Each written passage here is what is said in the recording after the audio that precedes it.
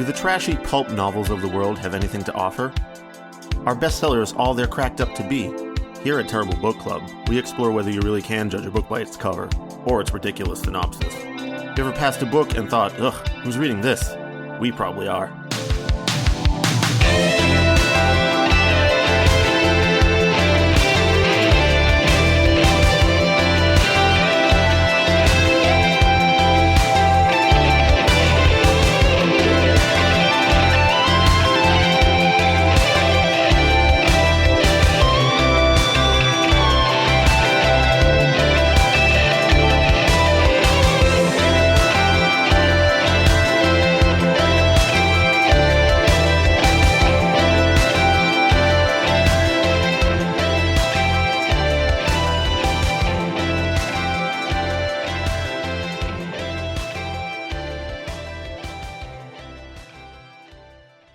Hello and welcome to episode 194 of the Terrible Book Club. I'm Chris, and this is Paris. Hello.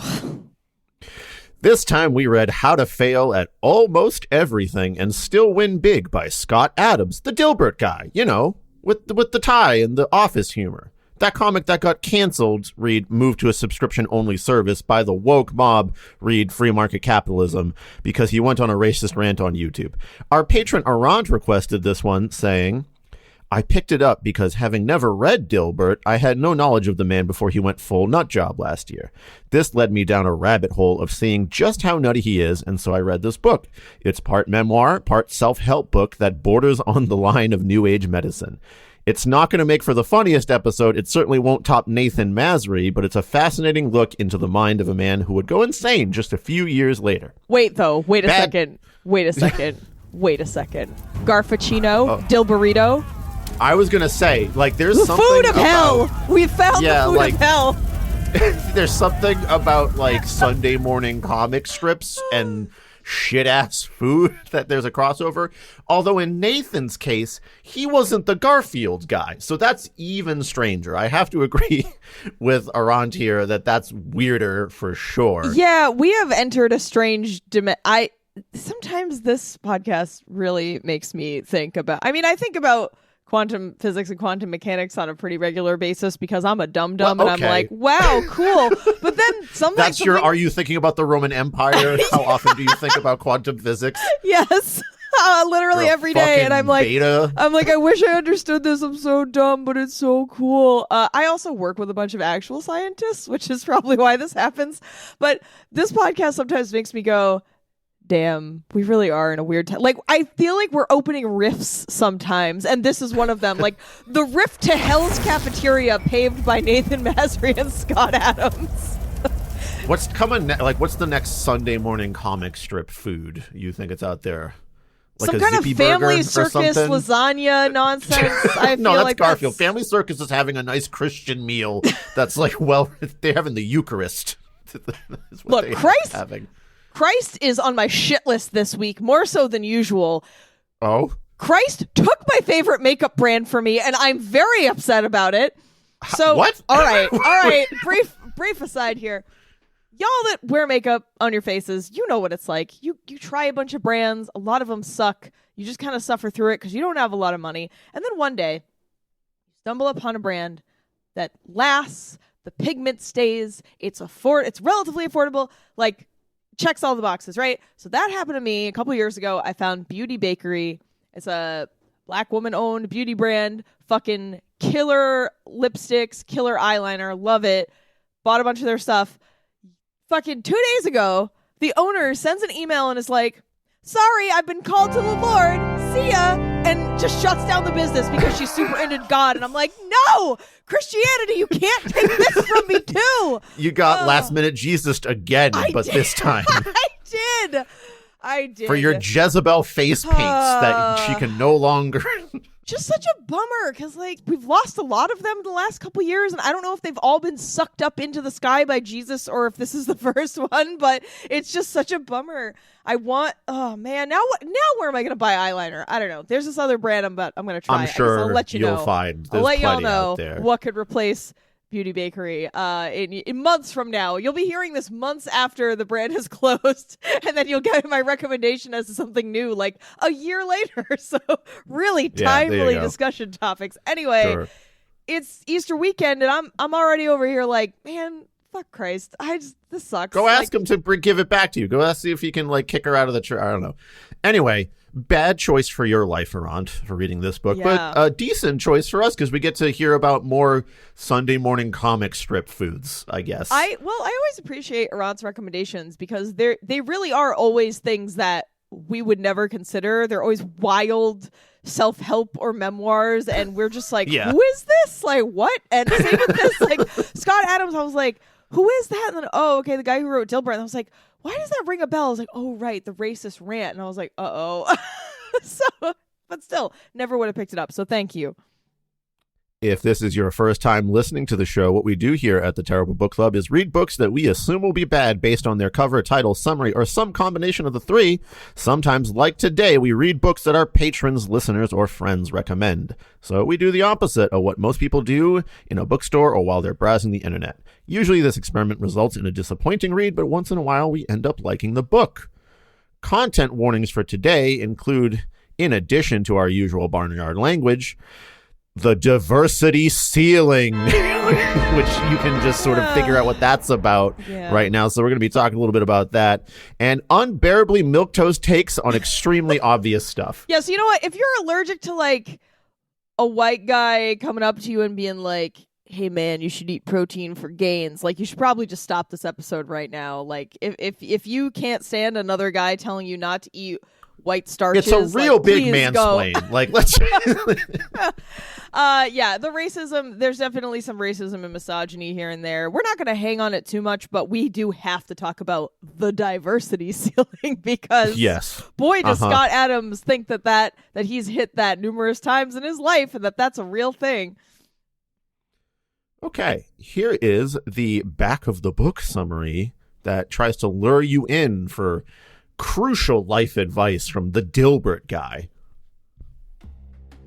Blasting cliched career advice, the contrarian pundit and creator of Dilbert recounts the humorous ups and downs of his career, revealing the outsized role of luck in our lives and how best to play the system. Scott Adams has likely failed at more things than anyone you've ever met or anyone you've ever heard of. So how did he go from hapless office worker and serial failure to the creator of Dilbert, one of the world's most famous syndicated comic strips, in just a few years? And how to fail at everything and still win big, Adams shares the game plan he's followed since he was a teen. Invite failure in, embrace it, then pick its pocket. No career guide can offer advice that works for everyone. As Adams explains, your best bet is to study the ways of others who made it big and try to glean some tricks and strategies that make sense for you. Adams pulls back the covers on his own unusual life and shares how he turned one failure after another, including his corporate career, his inventions, his investments, and his 2 restaurants, into something good and lasting. There's a lot to learn from his personal story and a lot of entertainment along the way. Adams discovered some unlikely truths that helped propel him forward. For instance, goals are for losers, systems are for winners. Passion is bull. What you need is personal energy. A combination of mediocre skills can make you surprisingly valuable, and you can manage your odds in a way that makes you look lucky to others. Adams hopes you can laugh at his failures while discovering some unique and helpful ideas on your own path to personal victory. As he writes, this is a story of one person's unlikely success within the context of scores of embarrassing failures. Was my eventual success primarily a result of talent, luck, hard work, or an accidental just right balance of each? All I know for sure is that I pursued a conscious strategy of managing my opportunities in a way that would make it easier for luck to find me. You know, that summary is a perfect encapsulation of how unnecessarily wordy this book is about nothing. Yeah, I would agree. It's that. That was one of the longer pages. back of the book summaries we had to read. Yeah, it's awful. Anyway, I'm going to go ahead and read the summary that Chris very helpfully wrote for us, especially since I was up until 3 finishing reading and woke up at 8:45. So I'm a little brain dead today. Chris is playing the part of the more responsible co-host. So thank you, Chris. Let's see. And then our characters and setting. So this is self-help / memoir. So it's really just Scott Adams, the guy who made Dilbert, and then his ex-wife is there for a hot second. He honestly doesn't really talk about a lot of other people in his life, which is kind of odd now that I'm thinking about it. But you know what? I do appreciate that he didn't do the celebrity insert. That was nice, at least. Yeah. Isn't he the celebrity insert though? Like the whole thing. Yeah, I guess sometimes we've read books where people have been like, oh, and then I met, I don't know, Oprah Winfrey, and then whatever. But I see. Yeah, he could have also have done that on top of himself being like, hey, it's me, the Dilbert guy. Yeah. Anyway, that's it. It's just all about him. So this is our little summary here. Scott Adams is the most generic guy alive, and he thinks so too, which is why you can also become as rich and famous as him if you follow some simple steps. All you gotta do is do some form of exercise every day, season your vegetables so you like eating vegetables, and avoid eating simple carbs, except pasta, which doesn't count for reasons. And also, have enough money from your wildly successful comic strip about how office life is so boring that you can make terrible investments and come out the other side still sitting pretty. Also, Scott dealt with a vocal cord-related medical issue that prevented him from speaking, except at his public speaking events where he was fine. So, with a little luck and sheer willpower, he found a surgeon willing to do an experimental surgery that resulted in his vocal cord issues being cured, and him doing 2-hour live streams every day. Subscribe to his channel for more insightful advice like, you should do some exercise, and wow, did you know ibuprofen can ease muscle soreness? So an overall shorter summary from us because, hey, man, it's not like there's too much meat on the bone here. No. This is definitely a case of inflated pages. All right, let's talk technical construction here. Let's just clear the bar. It was fine. Fine. He's clearly someone that's written things before. 1 point. Moving on. It was the writing was very basic. I think you said it was like approachable, which I think is the right way to put it. This is definitely meant to be an airport book. Like, you are supposed to pick this up, read it on your 2-hour flight, and chuck it in fucking trash. 100% it's an airport book. Yeah. Just like, I need something. Right. And also my phone doesn't have service, so I can't buy an ebook, and I have to buy it off this kiosk in the fucking Hudson News for $17 for some reason. Yeah, and then my flight's delayed and yada yada. My luggage is, I don't know, in Tahiti. Anyway, there were maybe 2 typos in this. It was formatted okay. The punctuation was fine. My big issue is the editing for content, but we can talk about that right now in the next section. Yes, plot construction and content layout. We're right here already. All right, so for general coherence, I really hated the fact that this book couldn't decide if it was going to be a memoir or a self-help book.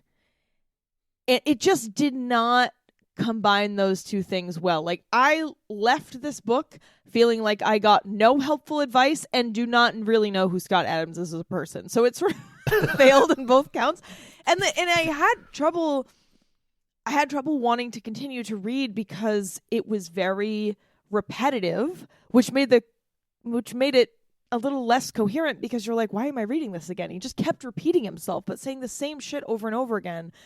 And he also kept repeating this idea that, oh, you shouldn't take my advice. Well, I don't know. This advice is maybe just for me, but like, maybe you should take it. Also, I'm going to lie to you constantly. And you're just like, dude, why? So what am I doing here? Yeah, he starts the book, but I could have spent that $17 at Hudson News on a pre-made sandwich instead. Yeah, had more enjoyment in my life. I could have gotten a whole ass meal for $17 at Hudson News, but I believe he starts the book by saying, I'm going to make stuff up and lie to you or something. Let me find the passage, because it really stuck with me, and I was like, why the fuck should I read this book? Like, I don't It also understand. made the whole thing about his voice problems feel like he also talked about your bullshit detector and like how you should hone that over time. And I'm like, is the voice problems thing that, like, is that a test of my bullshit detector? Not that I want to stand here and say like, oh, you couldn't have had this medical problem. Like, I know all medical problems out there.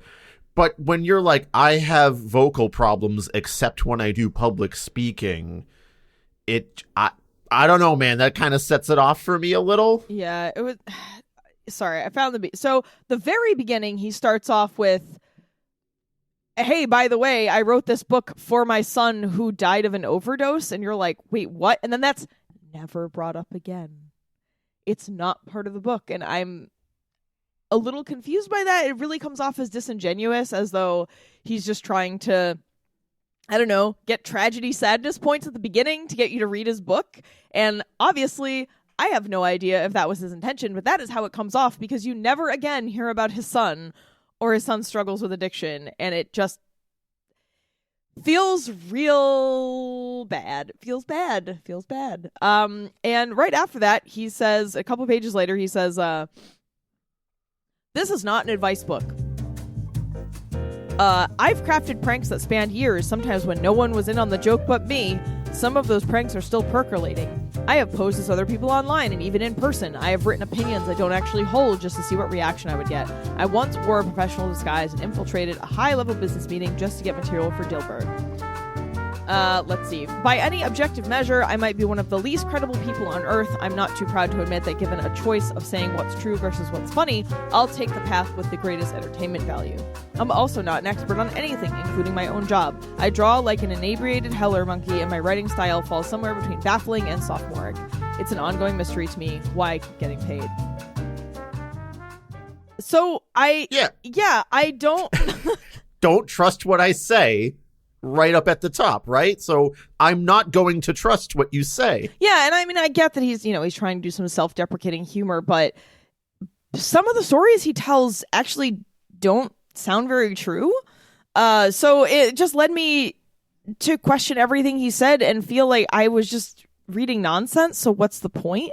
I don't know. Again, starting the whole thing with like, by the way, I wrote this for my son who died of an overdose, and then never again talking about your son.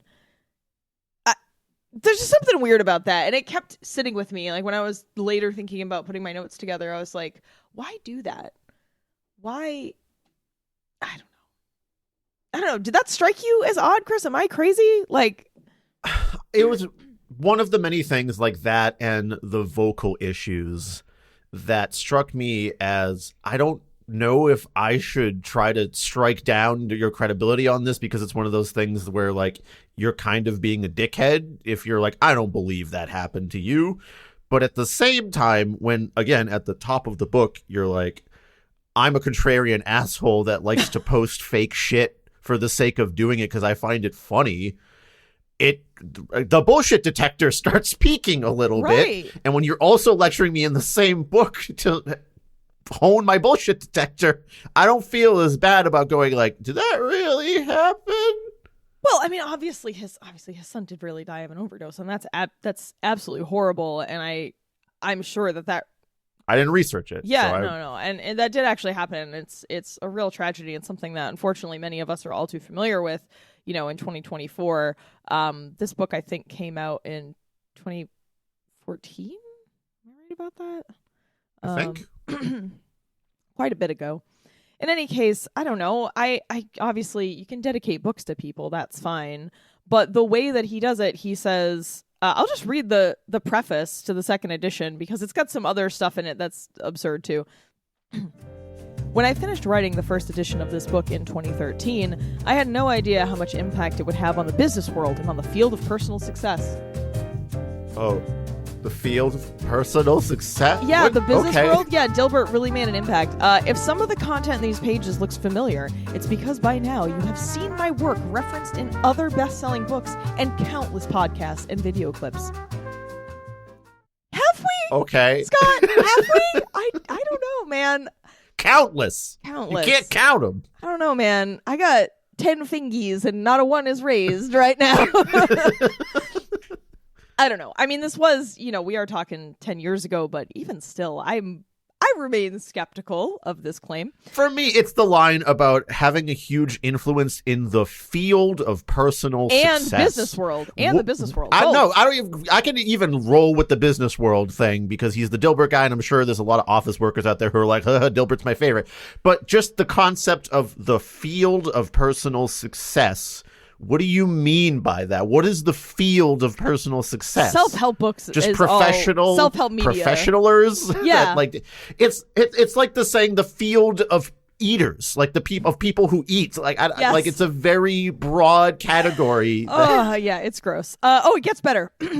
Nearly every day, I hear from readers who used what they learned from this book to lose weight, find love, get fit, land a dream job, quit drinking, and generally win at everything that matters to them. I guess it's his chat rooms for his 2-hour live streams, right?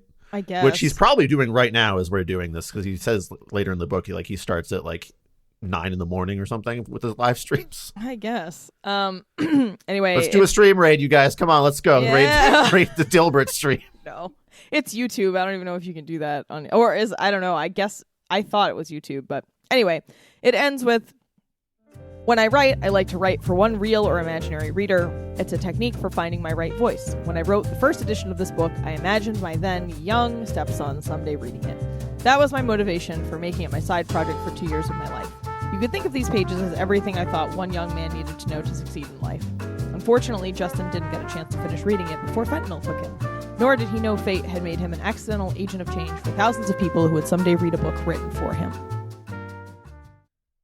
Yeah, I don't know. I mean, if that is true, if he did have his stepson in mind while writing this, that is a very heartfelt and genuine thing to start with. But reading the rest of the book makes me think it's not. It just makes me think it's a fucking scheme to pull on your heartstrings at the beginning of the book.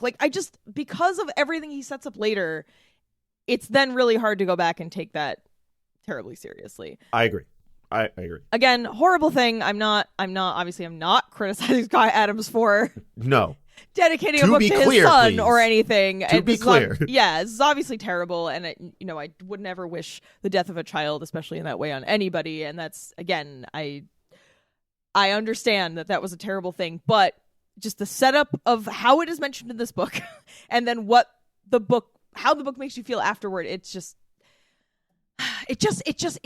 ends up in the pile of bullshit that this book is, instead of a thing that should be genuine and heartfelt. So anyway, we don't know. We're not in his mind, but he certainly tells us a lot about what has been in his mind in his book, and it is. So as far as general coherence here, I think there's a pretty big disconnect in one major area. And we're going to come back to this concept that he mentions a couple of times in the book about the diversity ceiling. Oh, we're just going right to the diversity ceiling. Okay. Yeah, we're just going right to the, because honestly, ticket. It's the major fault in all of this. Not even that he brings up the diversity ceiling.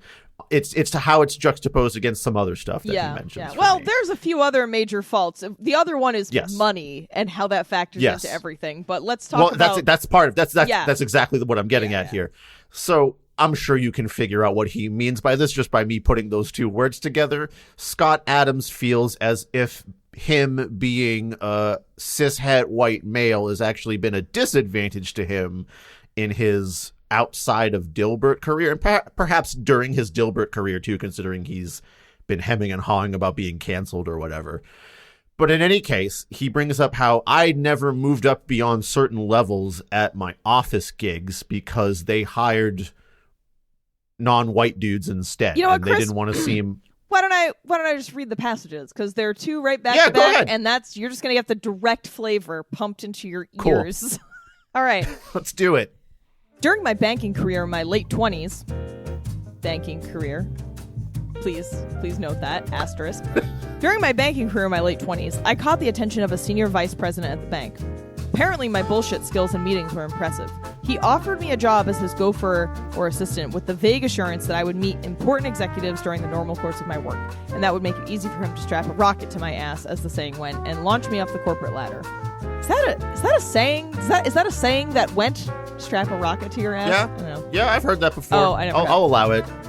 On the downside, the challenge would be to survive his less than polite management style and do his bidding for a few years. I declined his offer because I was already managing a small group of people, so becoming a gopher seemed like a step backwards. I believe the senior vice president's exact characterization of my decision was fucking stupid. He hired one of my coworkers for the job instead, and in a few years that fellow became one of the youngest vice presidents in the bank's history. I worked for Crocker National Bank in San Francisco for about 8 years, starting at the very bottom and working my way up to lower management. That career ultimately failed when I hit the diversity ceiling, but during the course of my banking career, and in line with my strategy of learning as much as I could about the ways of business, I gained an extraordinarily good overview of banking, finance, technology, contracts management, and a dozen other useful skills that allowed me to jump ship to a much higher paying job. at Pacific Bell, where I worked for another 8 years, mostly doing financial jobs, budgeting, and writing business cases for projects. But I also worked as a literally fake engineer in a technology lab, and I had a finger in strategy, marketing research, interface design, and several other fields. That career hit the diversity ceiling just as my banking career did, but in the process I learned a huge amount about business from every angle, and my total corporate experience formed the knowledge base upon which Dilbert was built. So, yeah. So, there you go. He says, yeah, my jobs ended because I was just too white to continue going up in the corporate ladder. But in the first example, assume like another white dude got the gig. In the second example, you use your skills to get a better paying job. Right. And in the third example, you were literally put somewhere where you self-admittedly had none of the skills that were supposed to be in that position, and you were bullshitting your way through a lot of things, as you mentioned earlier. So is it a diversity ceiling thing, or are you failing upward by default? And if you stopped at a certain point, did you just hit your skill ceiling of where even your bullshit couldn't get you higher? Yeah, and there are other passages in the book where he actually talks about how bad he was at his jobs at the bank. He directly states, like, hang on, let me find it, because he's like, I wasn't even good at this. People didn't even think I was doing a good job, but then I got hired and get promoted, and you're just like, what? So which is it? Yeah, hang on, I'm gonna find it. Oh, right. So he gets his first job by being on a plane in a suit and sitting next to a guy, and the guy's like, you're hired, son, which I don't know that I believe. I don't know that I believe that story. I have to go through 7 interviews, 3 in-person meetings, and like 5 rounds of like checking my skills, and he just sat on a plane in a suit. I mean, to be fair, that was how life did back then. You know, this is like 40 years ago. But I can still be upset. I can be upset, and I also can say I don't super believe that. I mean, it could be true, but who knows? Anyway, yeah, he guaranteed him a job at his company if I wanted it. Yes. In the spring of 1979, adorned in the same cheap suit I wore on that flight to California, I walked into a San Francisco branch of Crocker National Bank and asked for a job as a teller. The manager hired me, the fresh Hartwick grad, on the spot. I needed a job right away because all I owned was my ill-fitting clothes, a plastic alarm clock, a watch that worked occasionally, a toiletry bag, and $2,000 that my parents scraped together as a college graduation present. Just that. Only my that. Plan, just that in 1979. Let's do a little inflation calculating. I love this. I did this for the other book we read too. So it was 1979. Oh wow, actually the same year. Yeah, that's $8,550. Yeah, that's pretty good, man. That's like a nice little starter thing, especially in 1979 housing costs and shit. Yeah. So, you know, oh no, all I had was just pile of money from my parents. Oh no. Wait a minute. You had $8,000 fucking dollars and you still had a cheap suit? Yeah. I get, well, you know, buy a better suit. Hey, he's trying to be thrifty with his little pile of money there. Anyway. My degree in economics made me somewhat overqualified for the teller job, and yet I still managed to be dreadful at it. My people skills were good enough, but I somehow found a different way to misplace money or transpose numbers nearly every shift. You know the 2 things you need to do well. That's real fucking bad at a bank, bro. I don't think it was the diversity ceiling, bro. Hang on. We're not done. I'm not good at any sort of task that must be done right the first time. I'm more of a do it wrong than fix it personality. The exact kind of person you want handling your money, right? My supervisor liked me, but my sloppiness at keeping track of people's transactions, which in those days involved writing down numbers with a pen and paper, made me unfit for the job. My supervisor warned me that unless I improved quickly, she'd be forced to let me go. I knew I wasn't likely to get better at handling details. I was a failure at my first job. I figured I had 2 ways to leave my job. I could get fired, or, and here's the optimist emerging, I could get promoted. I wrote a letter to the senior vice president for the branch system, who was probably 7 or 8 layers of management above me, and described all my naive suggestions for improving the bank. My ideas had one thing in common. They were impractical for reasons a 21-year-old wouldn't yet appreciate. I closed my letter by asking for a rare and coveted spot on the management training program, a fast track to upper management. It was a long shot for a guy who had on his permanent work record some version of too incompetent to write numbers on a piece of paper. I included in my letter a list of my qualifications that contained a witty reference to getting robbed twice at gunpoint in the course of my work, which was true. As luck would have it, the senior vice president was a 6'10", red-headed, bearded elf of a man. All right, somebody's got a fetish. Who had a great sense of humor.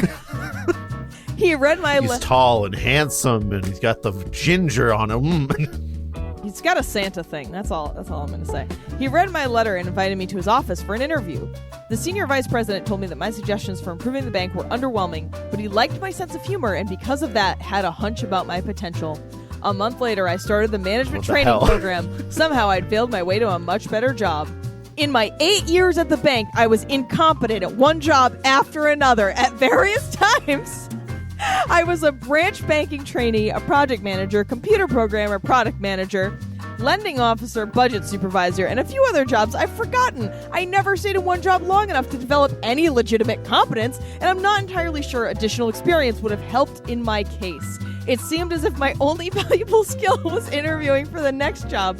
I got hired for almost every job I pursued in the bank, and each was a promotion and a raise. It was starting to seem as if I might be able to interview my way to some sort of senior executive position in which no one would notice I was totally skill-free. That was my hope. My banking career ended when my boss called me into her office and informed me that the order had come down to stop promoting white males. The press had noticed that senior management was comprised almost entirely of white males, and the company needed to work harder to achieve something called diversity. No one knew how many years that might take, so I put my resume together and sent it to some of the other big companies in the area. I had officially failed at my banking career, and against all odds, my incompetence wasn't the cause. This is the conclusion. Are you sure about that? Are you sure? Are you really sure? Do you think maybe your boss was just feckless and couldn't tell you the truth and gave you an excuse so you wouldn't freak out? Paris, that meeting didn't happen. No. Get the fuck out of here. No one gets called to the meeting. Among the many things in this book that I find difficult to believe, this is one of them, especially because... That is the most unbelievable especially one. Because he says this exact same thing happens at the phone company. You don't have that meeting. I'm sorry. That doesn't happen twice. Even if there is a cabal of diversity enjoyers out there that are preventing you, the incompetent management guy, from raising up in your career, I just don't think they'd outright tell you twice in two different situations. I don't even know that. I don't even think they would say that. I mean, can you imagine? No, they wouldn't, Parrot. Can you imagine going into an office and saying, "I'm sorry, we can't promote you because we can't promote white males anymore." I mean, I guess I could see some idiot in the 80s phrasing it that way, but I still have a hard time believing this actually happened. Or that was the true reason. If that was said, I think it was just a cover, to fire him or to well, they didn't fire him. They finally figured out he was just writing Dilbert all day, and they're like, we're not going to pay you to... It took 8 years. Make fun of all of us. Bureaucracy. But yeah, and again, they didn't even fire him. They just said, we're not going to be promoting you at this time. And he was like, okay, I guess I should leave then. Then he went to Pacific Bell. And this is his description of that. About 60% of my job at Pacific Bell involved trying to look busy. I was in charge of budgeting, and the actual work was far from challenging, even for me. Most of my budget spreadsheets had formula errors, but that didn't matter because all the inputs from the various departments were complete lies and bullshit. If anything, my errors probably smoothed out some of the bullshit and brought it closer to the truth. It was a truly absurd existence. So, you're telling me that Pacific Bell, this huge phone company, just made up everything? I mean, maybe it's a big company, but 60% of his job was just pretending to be busy, Chris. I hear about office workers being some form of that all the time. So in my view, at least half of all office workers in America aren't actually doing much, like hour to hour, which is reasonable. I'm going to say this right now. It's not like I believe everyone should be totally on for their entire shift. And especially with office and admin workers like that who, there's a lot of projects flying around. Sometimes there's going to be lulls in there. But bringing it back around to how this applies to the coherence of what we're talking about here, I don't understand how you could write pages and pages and pages about how you were just fucking around and then also try to have me believe that you didn't advance in that career because of the diversity ceiling. Yep. And here we go. He says it again. One day, a district manager position opened at Pacific Bell, and I was a contender, or so I thought. My boss's boss's boss called me into his office and explained that the order had come down to stop promoting white males. Again, the same exact phrasing, which again makes me believe it's not real. Pacific Bell had a diversity problem, and it might take years to fix, if ever. My bid for upper management at Pacific Bell was officially a failure. I don't know, man. The bullshit detector's really peaking right now. So I mean, like you said, it's absurd to posit that you and again, he's not even saying he lost his job. He was just told, oh, we're not going to promote you for this role. Like, you didn't get the promotion. And he's like, meh, it's because I'm white or something. I don't know. It's just dumb. You got a job on a plane because you're in a suit, dude. I think you're fine. Yeah, there's definitely a huge disconnect there, and in terms of coherent, and that's towards the beginning of the book. So you've already lost me at that point. I no longer believe anything you say or care about you. Scott Adams, you really killed any interest I could have had. Not that it was great to begin with. And then in terms of the rest of it, I mean, he just does the thing that all self-help authors do. I mean, it's all the same book, right? It's just all self-help books are all the same book over and over again. It's like, he's like, oh, I got a system, right? They've all got their systems and they're almost always the same thing. And his system is just like, don't have a very specific goal, have more general practices that you adhere to on a daily basis. And it's like, yeah, that's called living your life. I don't know, man. Like, most people have things that they do every day or every week or every month, right? Because it works for them. This isn't a novel idea. I understand and appreciate, the idea that, like, hey, don't focus so hard on, I don't know, I gotta run 5 miles, right? Maybe just think about it as, hey, let's get some running in today and see where I am, right? Like, that is a much healthier way to approach things. And I agree with him in that respect. But it's not a new idea, and you didn't need to waste my life by writing it for this many pages. He goes on and on about, oh, the system, oh, goals are for losers. Like, fucking shut up. This could have been a bullet point. Like, like, the rest of the second half of the book is all this, like, it's fitness advice, it's health advice, it's personal energy advice, and it's very basic stuff, which... there's going to be people out there for myriad reasons that didn't get some crucial common life advice, right? Like, it's totally possible that you never heard that you should budget your money or that you should avoid these kinds of foods and try to lean towards these kinds of foods. And you might even be the type of person that is just constantly reactive all day and you've never built a system or like trying to get something in line. There are people that certainly could use that advice if they've never encountered it in their lives. But Chris, before. This isn't an advice book. We're told so many times this isn't an advice book and you shouldn't take any of his advice. So also on that front, why should I listen to, why am I buying the Dilbert book? Right.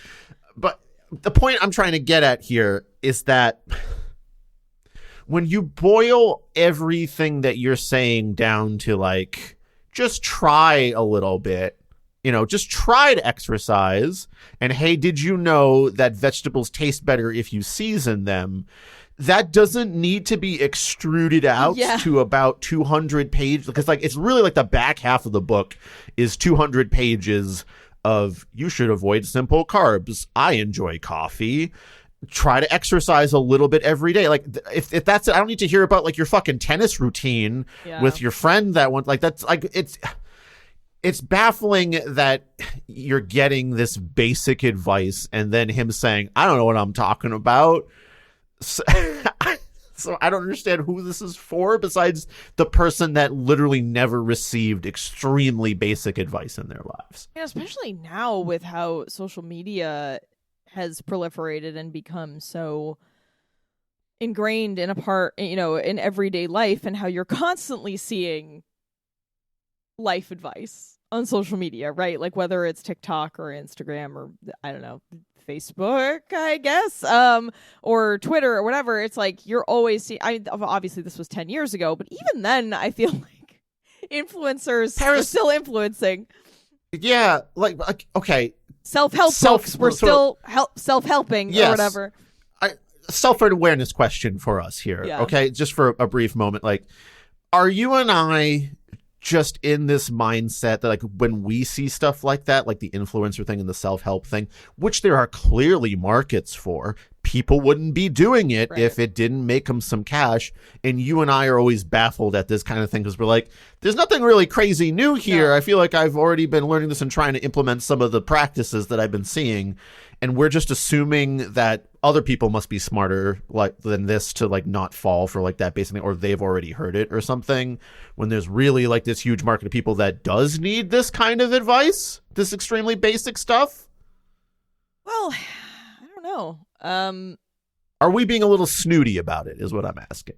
No, I really don't think so. I just feel like all this advice is so, like you said, milk to, it's like, these are all the harbingers of a self-help book. You've got the diet and exercise. You've got the just have enough money to fail and really that part is like, he's like, look at all these failures I had. I invested in multiple restaurants and like inventions in the Dilbert-creator. I was like, bro, to invest in stuff like that. I'm making the jerk off motion right now. You can't see it, but and then are you jerking off the Dilbert-creator? It'll spew Dilbert juice on you. I don't know. God, no. Whatever we crammed 20 Dilberts into this one burrito. It's got Dogbert, Catbert. We have a cloning system that just test tubes out Dilberts and we fill each burrito. I can't believe he really thought that was an idea. Anyway, continue. I just wanted to ask that question in case. I think it's good to just look at yourself sometimes and be like, does this feel obvious to me? I have to ask myself that as a teacher a lot of the time, where like, I'm like, just press down on this string on this fret, and then like the person doesn't understand what press down means. Yeah, right. And I can't, like, as a teacher, be like, you fucking idiot. I mean, press down. Like, that's not what you want. Right. You have to actually, like, okay, like, let's really break this down into pieces. When I mean press down, I mean apply force perpendicular to the guitar neck.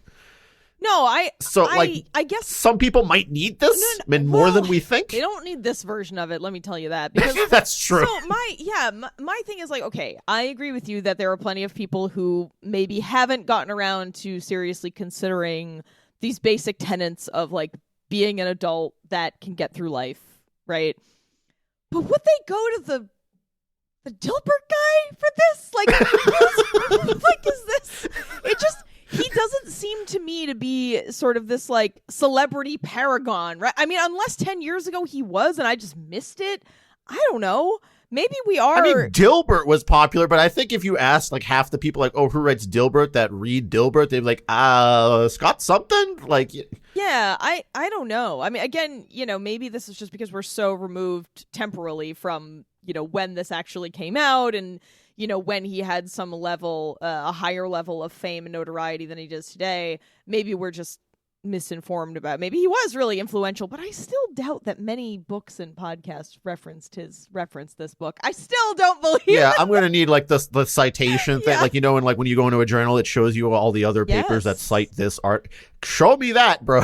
Yeah. give me a little bit of that. Give me the paper trail, bro. The other thing in this book that kind of broke the coherence for me was when all of a sudden, sort of like the racism stuff, we get these like weird conservative ideas all of a sudden out of nowhere, and you're just like, what does this have to do with anything? For example, in chapter 10, the selfishness illusion, he says, successful people generally don't burden the world. And I was like, oh no.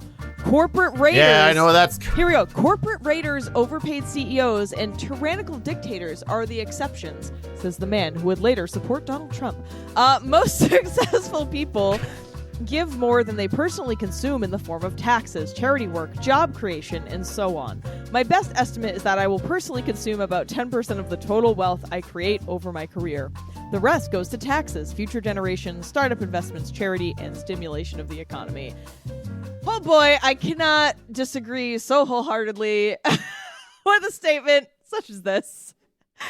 This whole idea that like, oh, like, bro, it's America.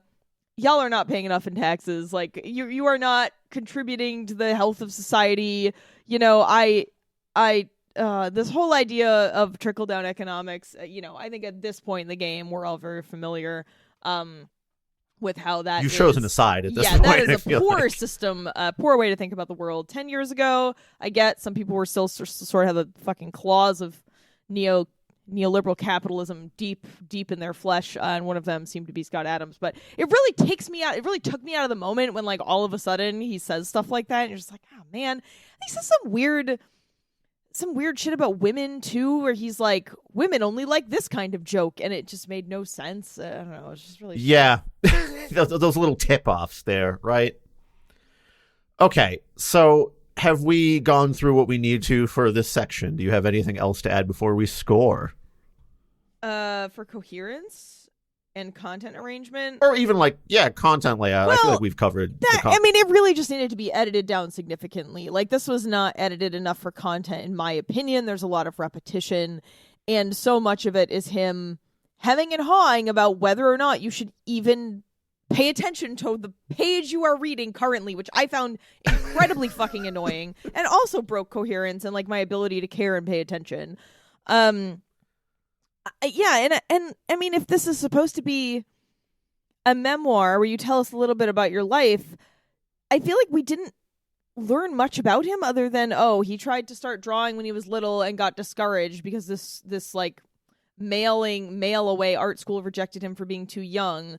Then he dabbled in a bunch of other stuff, realized he sucked at all of it, and then went back to drawing. And then, I don't know, he mentions at the beginning, like, I mentioned my wife, we're divorced now, but, like, she was a part of my life. Dude, he mentions her for barely any time at all. And then he also, the time he does mention her, he's kind of degrading her by shitting on her, by being like, she really takes forever to do things, and wow, she is not a direct person. And it's like, okay, fine. You know, I don't know, just the real divorcee energy in some of those sections. And I just don't feel like I learned anything about him other than I really dislike him. That's all I learned. But even the through, like, you're supposed to be kind of following the through line of his vocal cord issues through the whole thing. Yeah, you know what I did? I just skipped those chapters by the end because I just didn't care anymore. But it's not like his whole systems of, like, personal energy refinement and fitness and eating right and, like, all that. It's not like that contributed to the success over that part, like that setback in his life.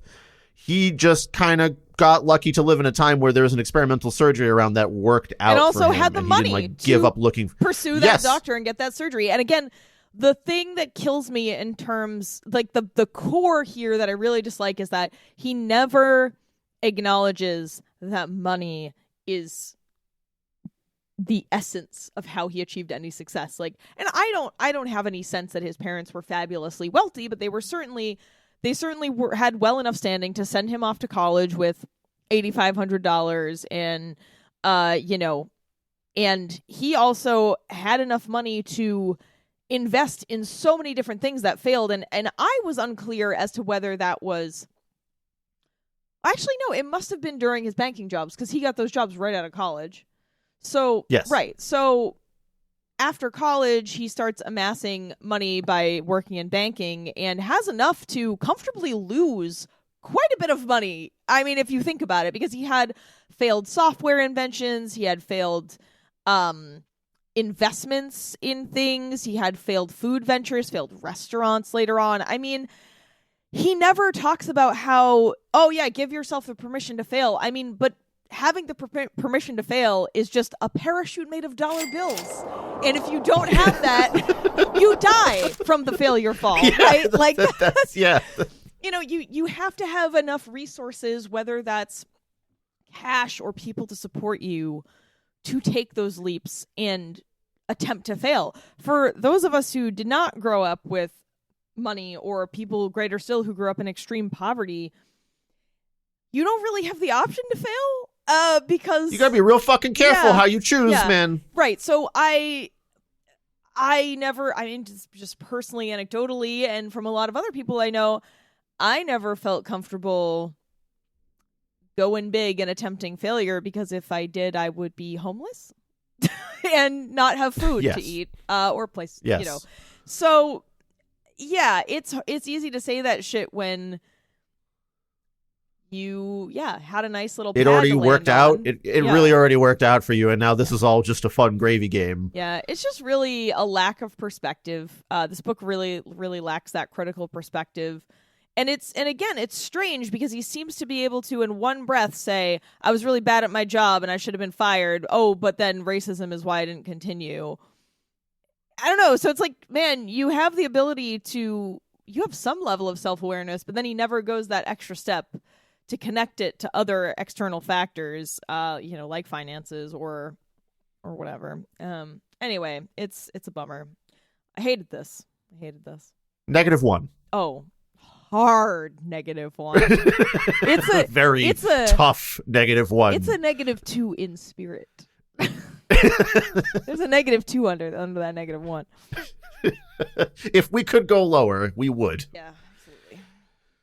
Okay, we already gave you guys some examples of prose and dialogue. There's not really dialogue in here, right? No, so we're just going to talk a little bit more about like the writing quality here, which you already mentioned it feels accessible. It's very, I'm not going to say down to earth. That's the wrong way to put it. It's but very it's simple. often on the moon. It's on the moon, if anything, for something. Well, it's simple and easy to read. It's not using any flowery, language or purple prose or anything like that. Diet Coke section. We want to read the Diet Coke section. Yeah, I highlighted this specifically for a couple of reasons because it also segues into sort of Terriblo's presence in some ways. Yeah. Like the percolation of that. So yeah, go for it. Let's read the Diet Coke bit. And it's just the sub chapter titled Diet Coke, right? That's what I want. Yeah, I highlighted it in the notes so you could find it real quick. Diet Coke. In the interest of full disclosure, I have over the course of my life consumed far too much Diet Coke. I have routinely consumed as many as 12 Diet Cokes per day.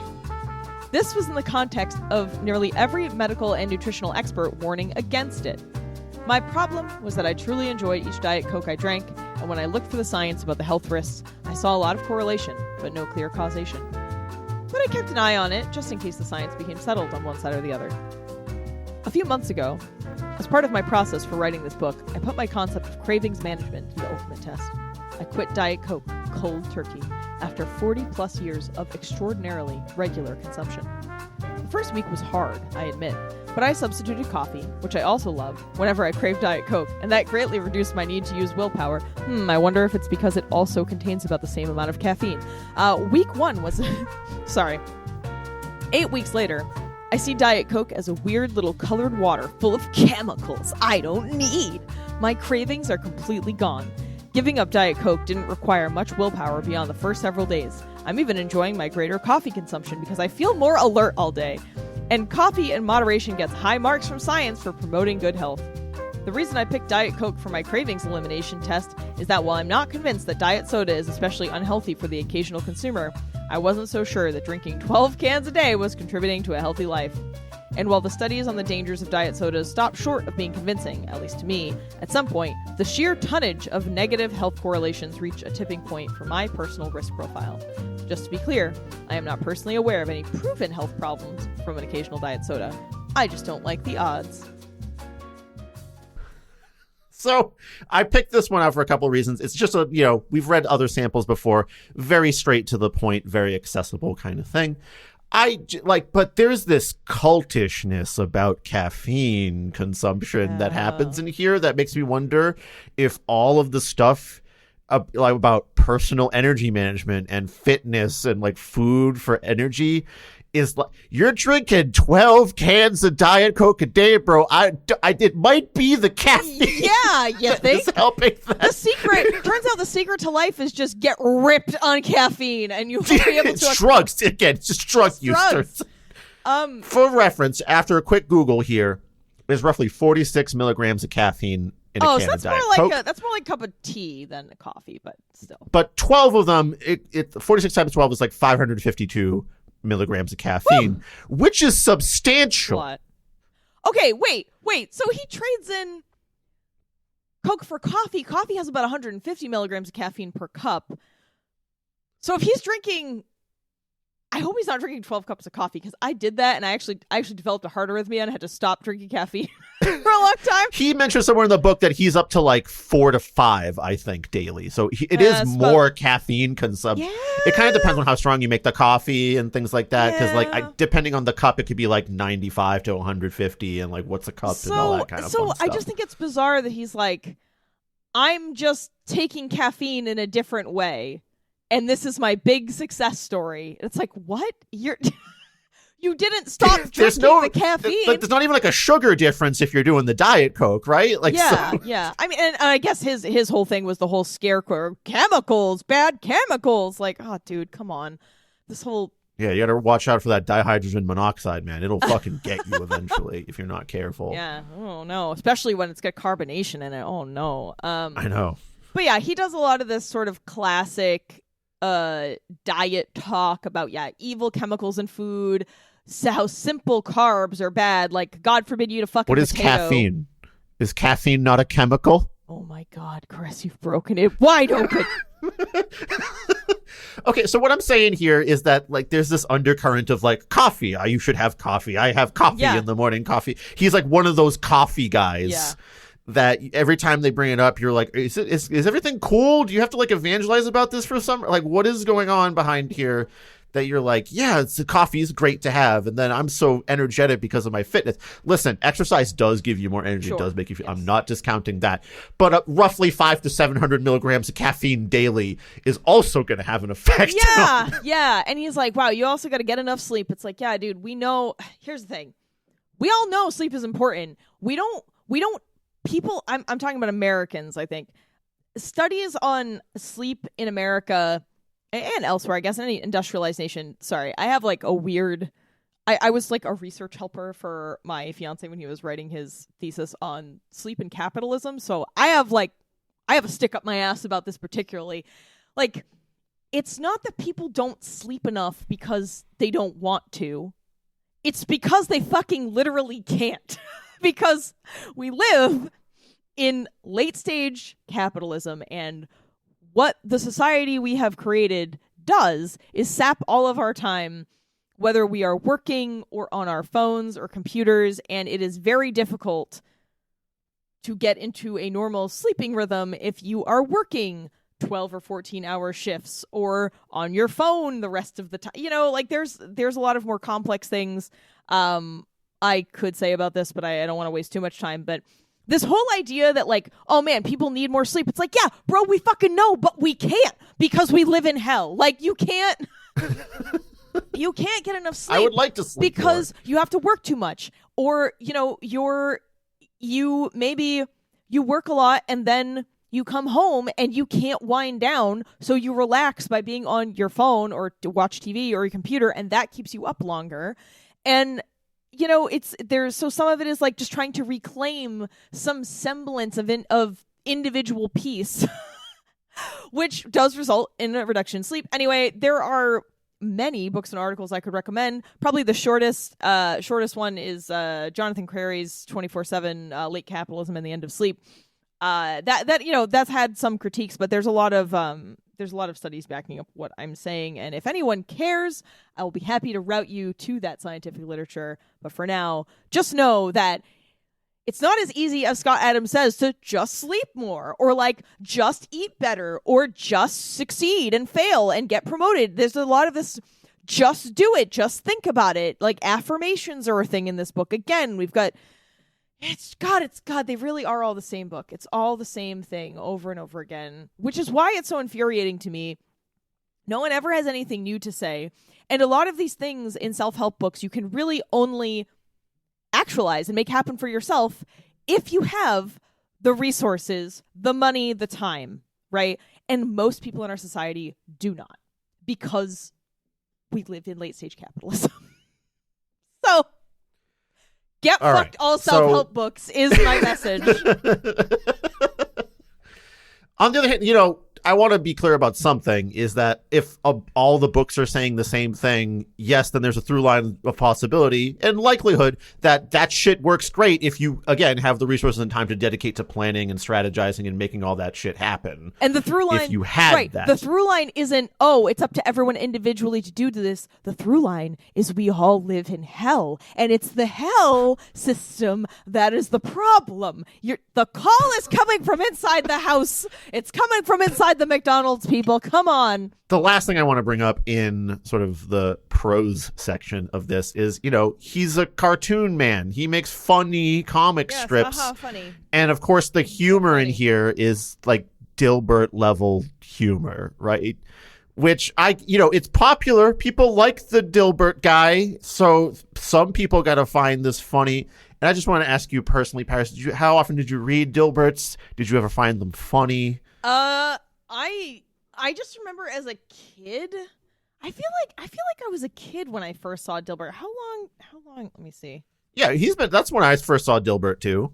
Like I read more Dilberts as a youthful person than. Oh wow! It was first published in 1989. Fuck, that's a long time ago. Yeah. Yeah. So I definitely. It's as old as us. Yeah. My memory of the comic is me looking at it and going, "Ooh, dog or cat." Like whenever Dogbert or Catbert was there.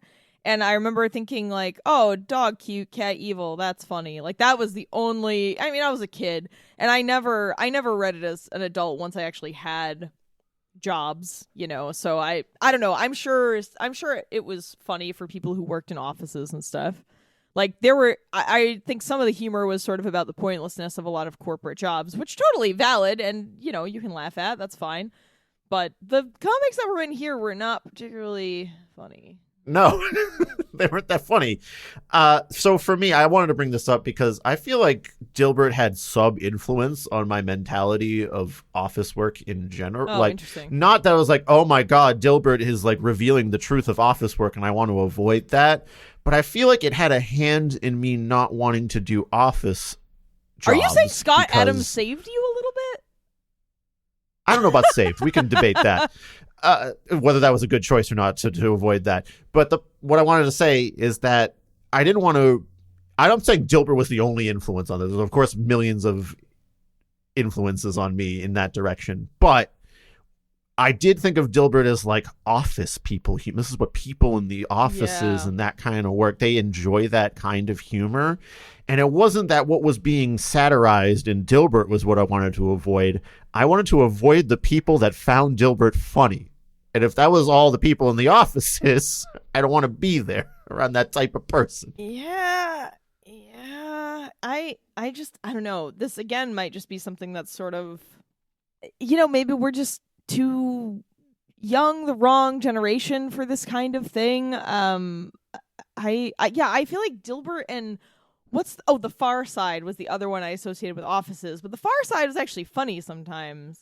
Far Side's good moments, and it's not like all office stuff. No. It's also got like a lot of like baffling shit, like the Cow Tools one that I'm sure everyone knows about by now. But it was legitimately funny a lot of the time. Yeah, all right. 15 funniest Dilbert comics every office worker can relate to. Okay. I need to see what some of the best... Scott Adams presents his Top 10 dills. favorite dills. This is in 2015. Oh my God, it's paywalled. God, I fucking hate this timeline. Jesus Christ. You can't have your Dilbert anymore, Paris. It's behind the wall. You canceled me? All right, well, you can't have your dills anymore. All right, I got one. This is an 8-panel. This is the pointy-haired boss coming in and saying, Dilbert, I want you to audit the Paris, software. Can you name any fucking Dilbert character besides Dilbert and Dogbert and Catbert? Or can you name any of those other people? Yeah, pointy-haired boss. Isn't that his name? Pointy-haired boss? Is it? Is it really that? I think so. Dilbert, I'm just Catbert, saying that I Dogbert, pointy-haired boss. I don't know anybody else, though. There's the triangle hair lady. Oh, yeah. And then there's balding glasses guy. Oh, yeah. Anyway, pointy-haired boss says, Dilbert, I want you to audit the software we have on our systems. Why? So we know what we have. Who will use the information? It's just important to have. It'll be out of date before I'm even done. Do your best. The best way to compile inaccurate information that no one wants is to make it up. I hope no one ever comes here to learn our best practices.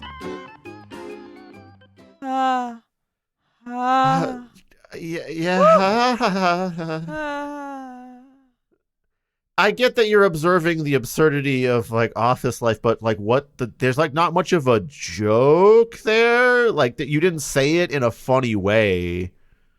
Let's see. There's one where I actually don't know what this character is. It's like it's not Dogbert. It's not Catbert. It's like another pet because Dilbert's at home in this one. So it's another Bert. Yeah, another Bert. Animal Bert. I can't sleep. Would you tell me a story? Animal Bert says to Dilbert. Once upon a time, there was a pointy-haired monster. He promised riches to the villagers if they could achieve his random objectives. The villagers worked long hours, but they were happy and optimistic. Suddenly, the evil monster cut their funding and hired the village idiot to be project manager. And that is how the villagers got trapped in meetings for all eternity. The end. Rats cry when they hear about my life. It never pays to listen. Is a rat, I guess. Like the joke is like plainly like in the office stuff. It's like the funny part is that the boss is just plainly stating the bullshit instead of hiding it. Like that is supposed to be where the punchline is. And in this one, it is like Dilbert explaining the joke to you. Yeah. You could have just left it at Animal Bert, who I guess is a rat. So Rat Bert, I guess. You could have just left it at Rat Bert crying. And Dilbert looking mystified. Like that's the punchline that he told a shitty story and like now the rat is crying. You don't have to say, well, I guess rats don't like my stories. Yeah. You're just explaining the joke. Yeah, I don't know. I just don't, I guess, these resonate with some people and that's fine. I don't have an inherent problem with that. Yeah, I'm not, just so not humor into is subjective. Yeah, right. That's how, but again, that was like throughout the book. So I don't know. Like the Dilbert style humor is clearly not for us. Were you ever a big Sunday or even daily newspaper comic strip person at all? No, I wasn't. I mean, I looked, all the looked stuff at them honestly, occasionally, but I don't really remember. Sure, them. yeah, I had a period where I was reading them regularly, but then I fell off pretty fucking quick. I will just say, if you're a comic strip person, none of the newspaper published stuff is really the way to go. You will never top the two pillars of comic strip funniness to me, which are Saturday Morning Breakfast Cereal and Perry Bible Fellowship. Right? Perry Bible you're never Fellowship gonna top... is incredible. You're never going to get better than Perry Bible Fellowship, and there's nothing even approaching that level of humor in any of the newspapers. Perry Bible Fellowship is so incredible. I credit Chris with showing me that because I think you had you have like a book in your room or something when we were kids. Yes. Yeah, the only... Yes, when we were children, we were 21. No, I mean, I met you when I was 18. What are you talking about? We were both 18. Yeah, that's not a child, Paris. That's an adult. I beg to differ. I think we were children until we were like 26. Relative children. Anyway, the only other comic strip I ever read as a kid was Penny Arcade, but that was online. So yeah, that never vibed with me. Yeah, despite being a gamer. Yeah, and I don't even remember it. Anywho, really. Point being is like the Sunday, the newspaper comic strip stuff just never really vibed with me. Yeah, it's corny. Let's see what else we got here to complain about. I don't know, the whole again, it's got all the hallmarks of self-help stuff where it's like some food is bad, some food is good. Also, fat people are bad, and don't hang around fat people. So the fat phobia levels are fucking high, which I also hate. I don't know, man. This is just such a classic. It's like somebody... I wonder, is this Scott Adams' long-form joke he's playing on all of us, where he just took elements of traditional self-help books and pretended it was his own and is laughing at everyone who takes this seriously? I don't know. I feel like we're landing on this explanation more and more because you and I are less and less willing to accept the reality that we live in. There's so much... Okay. I have so many notes in this book. Oh, my God. I don't think we need to litigate every single one because we're going to be here for 4 fucking hours. No, there are occasionally small nuggets of good advice where he says things like, you should consult friends who are smarter than you. And yes, that is a good piece of advice. But overall, it is just mired and buried in all the horse shit on top of it. So it doesn't even matter that there are a few shining spots in here. Also, he says don't trust him. So find it from someone else. Yeah, I guess. I guess. I don't understand the point of I just don't get it. I don't get it. It didn't really seem like this was even some kind of catharsis thing. Like we've also talked about how, sometimes a book may be terrible and maybe it's not for other people, but some people just write stuff to get it out of their system and process something. This didn't even feel like that. Nah. Okay. I'm willing to score this one a -1 as well. Yeah, please. Okay. So moving on. Hang on. Excuse me. One Sorry. one of the fun misogyny parts. Oh, this great. is just a random clip.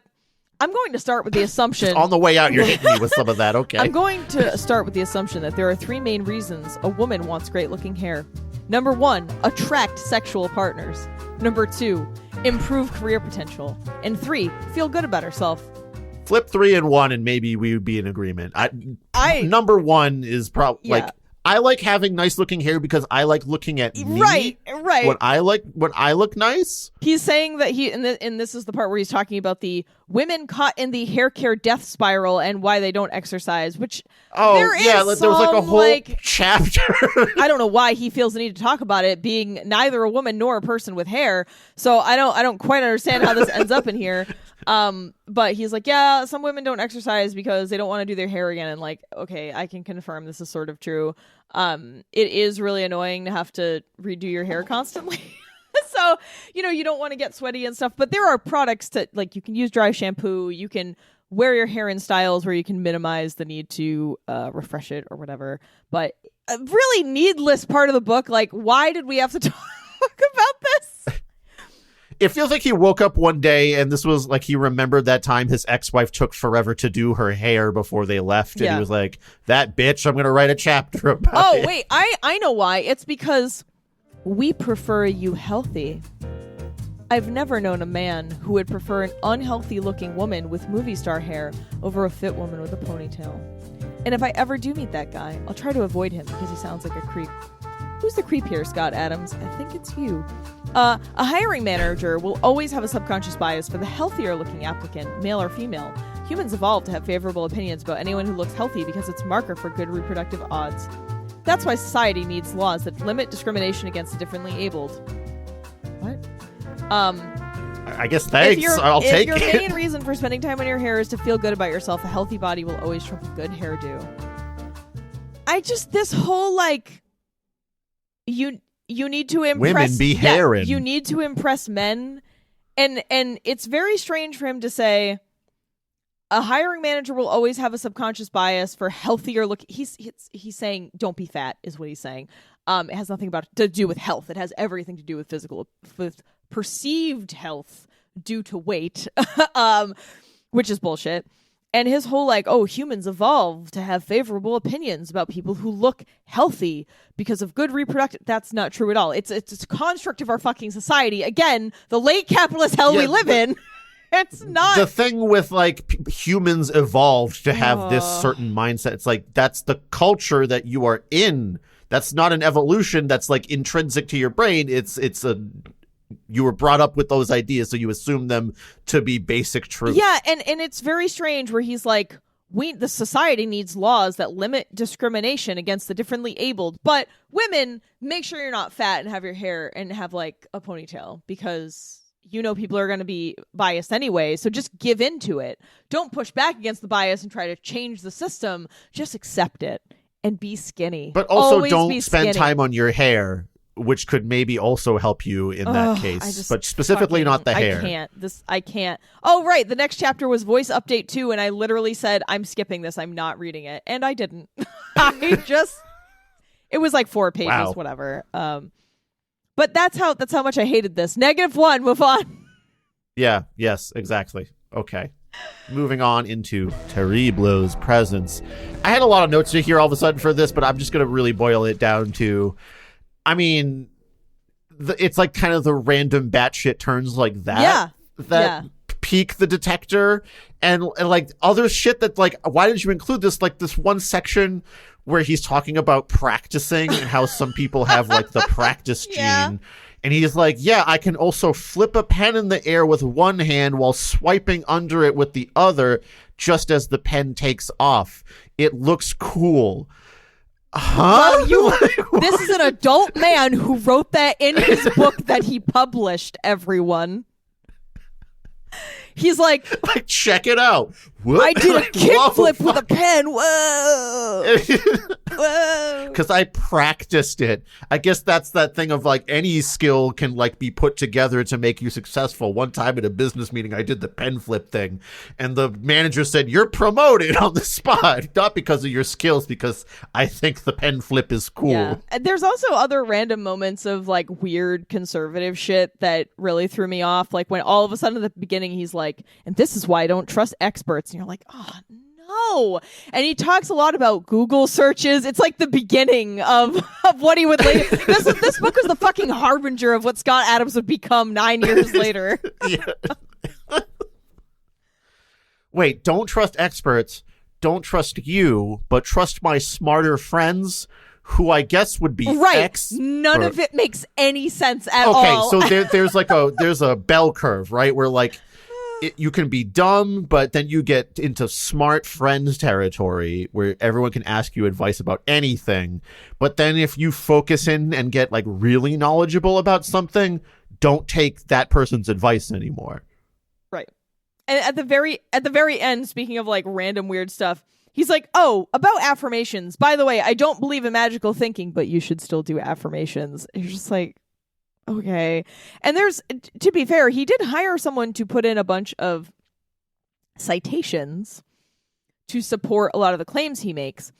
And while I appreciate that, I don't know that just finding random one-off papers that support your things about, like, I don't know, eat brown rice. It's like, yeah, science is a little more complicated than a paper here and there, right? Like you want a general agreement amongst many papers, many experts to really get to something that you can consider a marker for what, truth or what's close to it. So I don't know. I appreciated the citations in so many books where we haven't seen that, but it's hard to, I'm not going to go and look at all of these papers.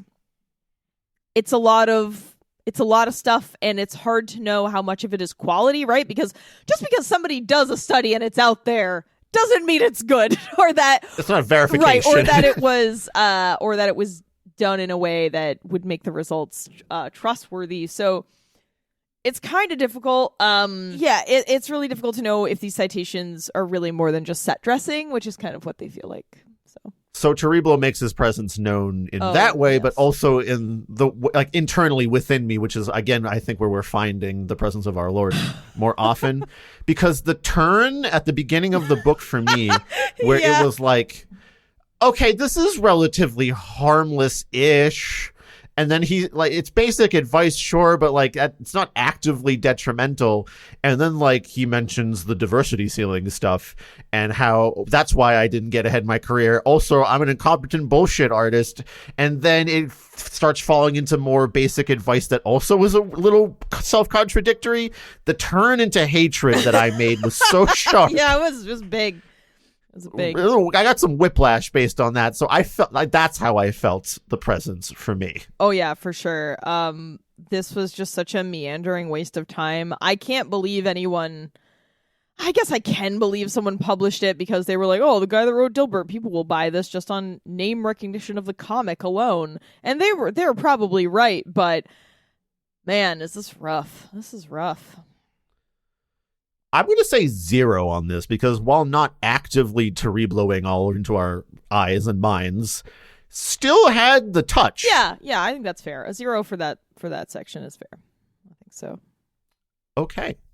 So that means we can get to should this exists, and we break this down into 4 little sub-questions here. And I'll start us off with, would readers of this genre enjoy this, but what genre is it? Is it memoir? Is it self-help? It fails at both. So no, nobody. Who would enjoy this book? I mean, unless you are a Scott Adams super fan and you really like the comics, and I'm sure those people are out there and they were like, "Oh, I really like this guy's work. I'm interested in knowing more about him." It's really only for that very, very small subset of people. Any random person picking this up, Scott Adams stands. Can't believe anyone. Yeah, I can't believe anyone would get out of this. So no, no one would. No. If your favorite genre is Scott Adams, yes, sure. If your genre is Dilbert, okay. Do we feel as if the author's goal was met? No. I suppose he failed upward a little bit more with the money that we gave him. So, maybe in that sense. But otherwise, no. For the same reason mentioned above. Here's the thing. I actually didn't look up the sales figures for this book. So I'm not actually sure how successful it was. But it was 10 years ago. He has name recognition. I'm sure it did okay.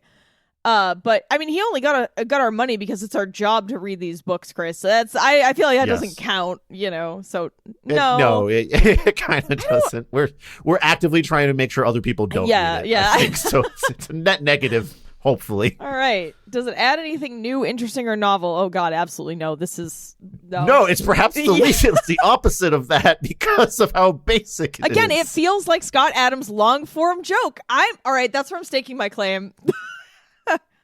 Even then, so you would think a newspaper cartoonist would be good at being brief.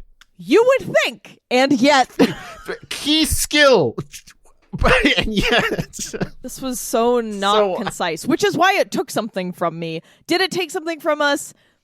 Yeah, I did not need to spend as much time reading this as I did, although due to the nature of its simplicity and my ability to skim hard that I've developed, over the years at TBC, it didn't take that long, but I was on a plane for like the 2 sessions that I read this. Were you wearing your suit? Why didn't you get a job? Oh my God.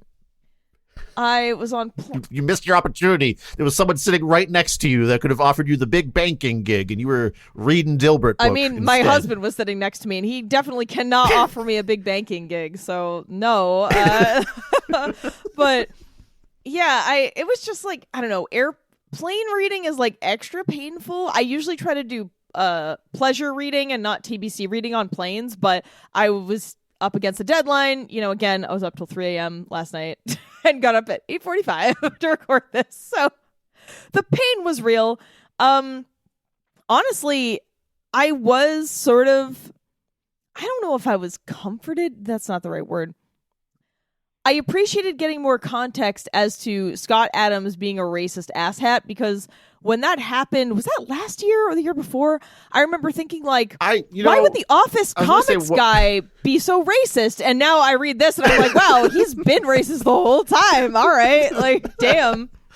So I would say the thing that was taken from me was my ignorance of Scott Adams, which so like I didn't really know much about it. Now I know more, and I don't want to know any of this. So yeah, just that is what was taken. Just for light context, the whole Scott Adams is racist thing. This is not like oh man, those people misinterpreting. No, he went on a racist tirade on a YouTube stream because he was on I forget if it was his own or someone else's show, and they were discussing a very controversial poll that has been talked about by people who work in polling and statistics, where respondents were asked, is it okay to be white?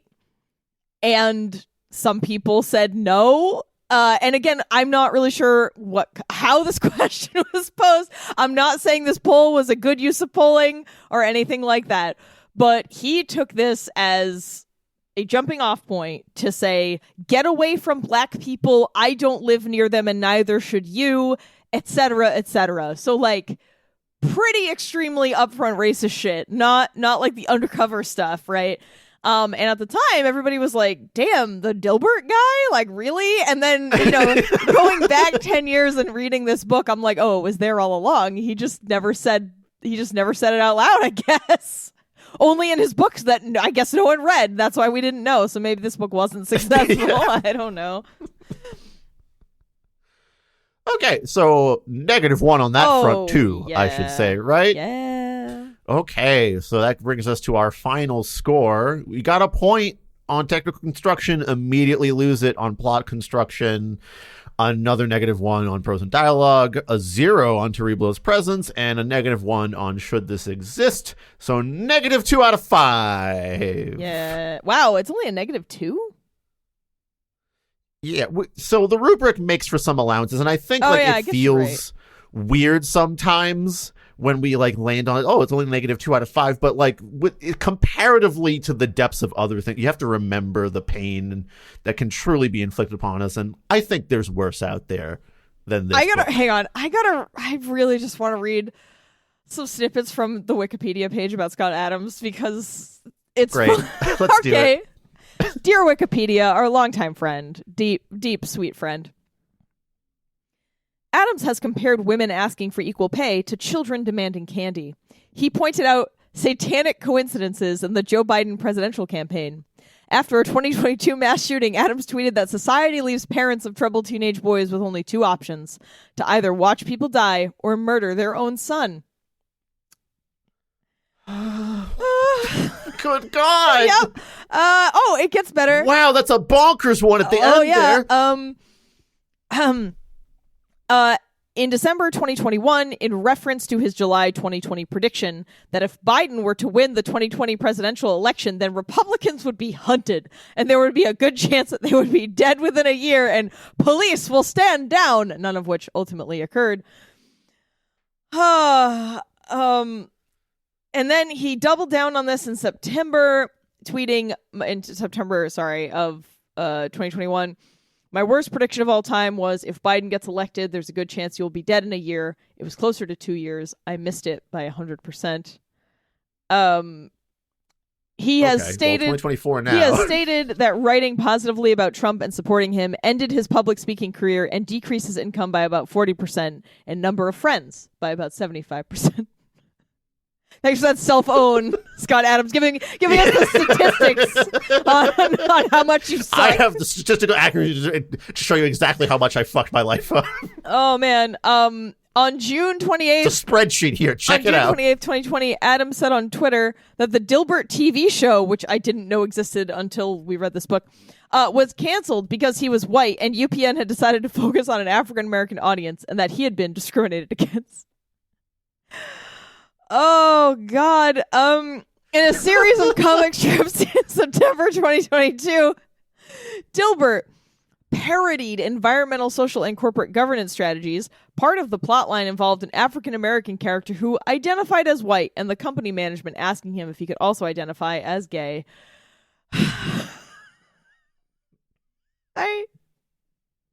Cool.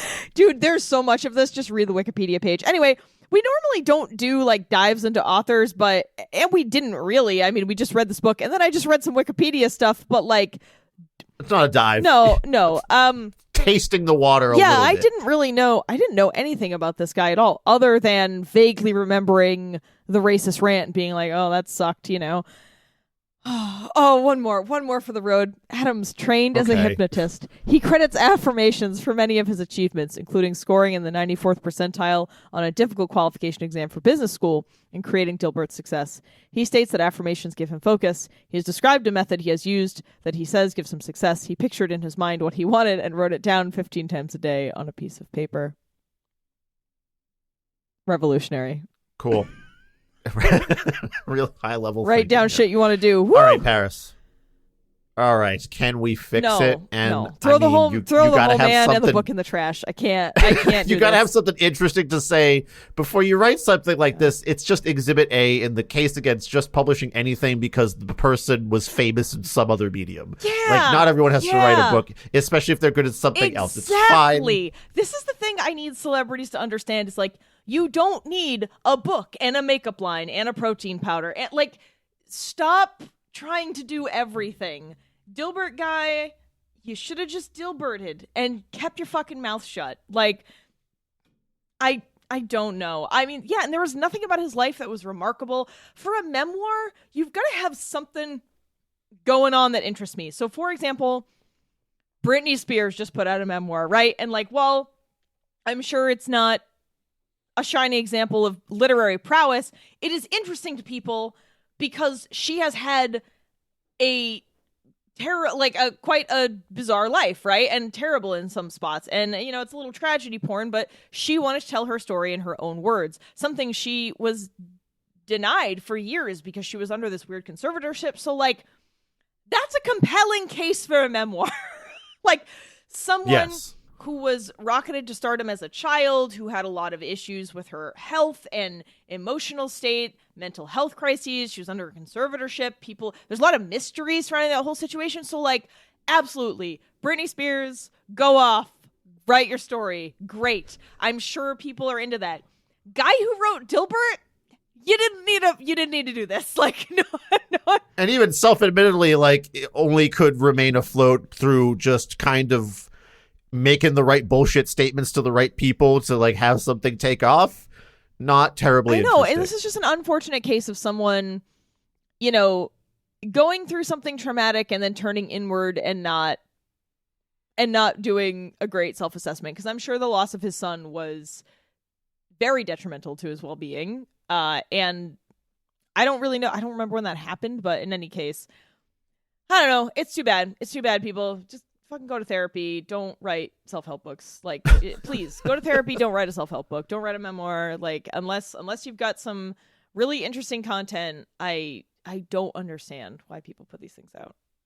Thanks for sticking that one out with me, Paris. Why don't we thank the patrons and Ko-fi donors? Thank you to the Bad Bookworms, Emily, Ben, Renee, Scott H., Donnie, Anya, Lycoris, Jakob, Jared, and Will. The exacting editors, Rudy Boguti, The Ugly One, Emmy, Harry 7, Funny Robot with Antennas, David, Martin S., Kieran D., and Greg. The loathsome librarians, Yanka, Of the Void, The Taco-Eating Unicorn, Robin, Austin, Patricia, Beast with the Least, Veronica, Luchek Senior, and especially Arrant today for recommending this book to us. And then, of course, the pesky publishers, Julius the Nice Dragon and Miles May. Our Ko-fi donors are ever-faithful Kiwi Thing and Martin F. and Brenna, who helped relieve us of terrible books. If you want some terrible books we've read for the show, you can buy them over on our Ko-fi page. Will anyone accept the challenge to become an archivist this year? What heinous, monstrous tome will you force us to read?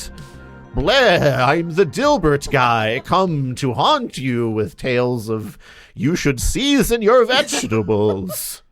And don't hang around with fat people. Such great advice. I'm off to write a comic strip with another Bert creature, an unknowable Cthulhu Bert. Is what I'm going to write what about. Scott Bert? Someone write a Scott Bert? Yeah, where's Scott Bert? Just a little tiny, annoying person creature. Man, I really don't like this guy. I'm so sorry. I usually don't come out of a book hating an author so much, but this guy just seems like he really sucks and needs a lot of help.